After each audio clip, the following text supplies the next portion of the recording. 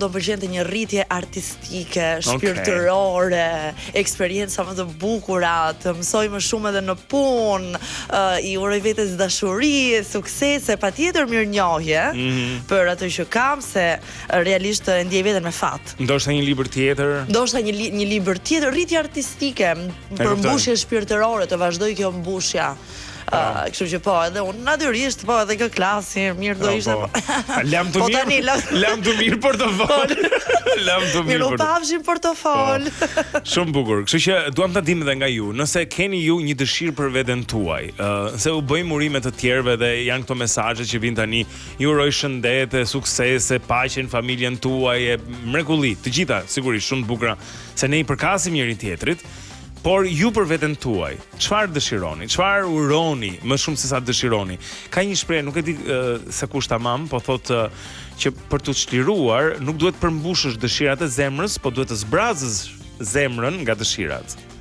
Unë jam i çik më zjarr, jam i çik më. Dua të vjem në lojë, e kuptoj ajo mirënjohja, por shikimi në të kaluarën, okay, gjithmonë, mirënjohja gjithmonë, por dhe shikimi lart, përpara, te yjet. Lart. Te yjet. Te yjet, Blendi. Prit Uran, prit Merkur, prit Neptun, po. Shumë mirë, na shkruani 069 442 8873, 069 442 8873. Kthejmë një faqe sonte. Mos harroni mbathjet e kuqe, kokrat e rrushit, dashurinë për njëri tjetrin, po sot ju pyesim për veten tuaj çfarë uroni. Urimet edhe ato më intimet, më të fshetat, do isha kurioze të dëgjoja. Se po thon tash një burr të mirë, ose një gru të mirë, një gocë të mirë, një nuse për djalin, mendoj nëna dhe ku do të thësh çfarë, po. Se kështu është, s'ka nën që mendon një G klas për çunin. Një nuse të mirë. Po ta mendosh se e rëndësishme është ana shpirtërore, dashuria në fund. Sa e rëndësishme. Të më bëj gjysh, thot ajo, të më bëj gjysh, thot ky tjetri e kështu.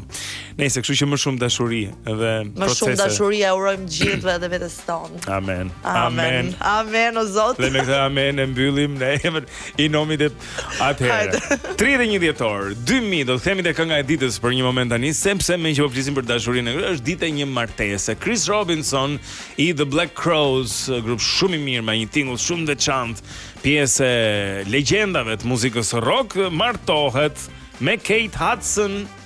Kemë parasysh aktoren Kate Hudson? Kate Hudson. Po, ajo bjondja është goca e Goldie Hawn, që ka bërë filmin 50 First Dates. Po. Okej. Ajo Kate Hudson. E mirë, simpatike. Simpatike është. Po, simpatike janë, gjithë antike, thoshte. Po.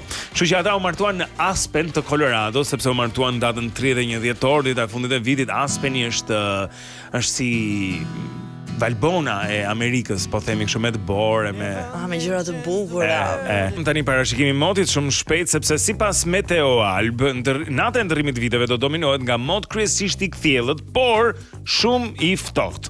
Situatë kjo si pasojë e depërtimit të masave ajrore të ftohta nga poli i veriut.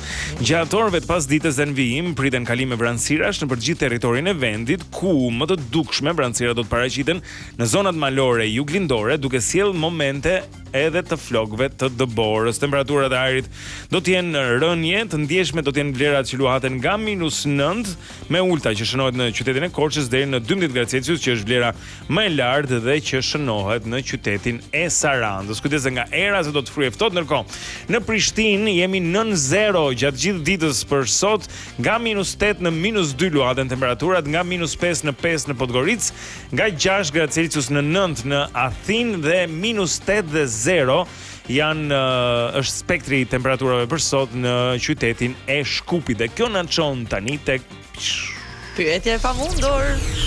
Dhe tani pyetja e pamundur. Pom pom pom. Pyetja e pamundur. Në Wake Up. Çuditërisht një njeri e ka bërë këtë 130 herë. 130 herë. 130 herë është shumë numër i madh. Për këtë gjën.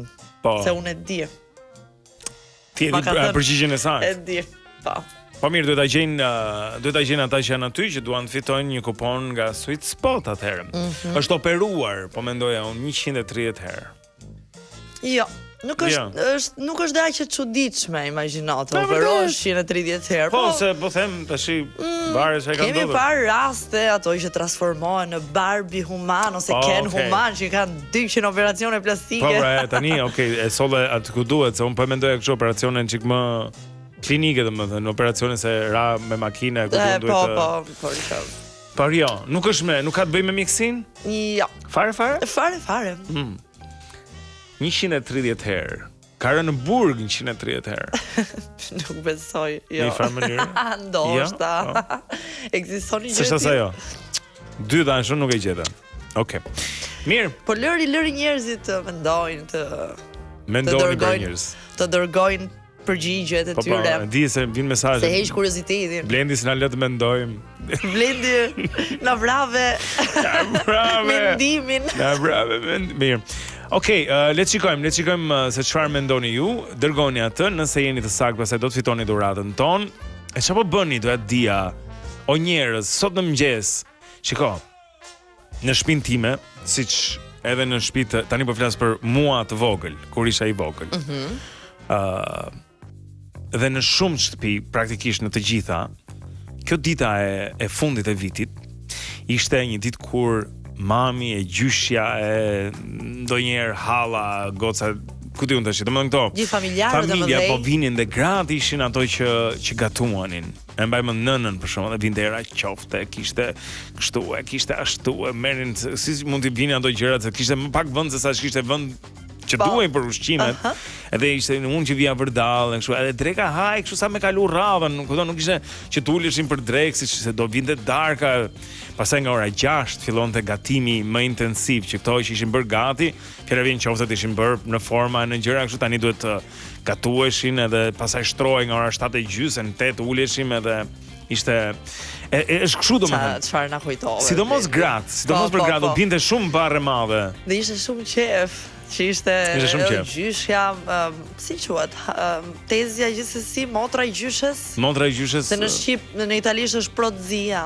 Unë nuk kam pasur motrën e gjyshes atje. Nuk e di çfarë quhet motra. Çfarë quhet motra e gjyshes? Na ndihmoni pak. Ose motrat e gjyshit. Ke parasysh që ishin gjithë aty gatuanin, bënin diskutime, muhabete. I ke pas gjyshes shumë të intime. Ledhe pafund. Kjo është gjëja. Kurse burrat pastaj mund bërin në një pazar të fundit, ku diun tani portokallet, këto, ato gjërat e kështu. Nuk e di, jeni sot në këtë atmosferë aty ku jeni, po glon domethënë kjo, apo ja keni var fare vitit të ri. Varja, kaloj rrallë diçka. Gatu moni sot, gatu moni dhe në të moni. E kupton, kështu që sa gjëra kanë ndryshuar.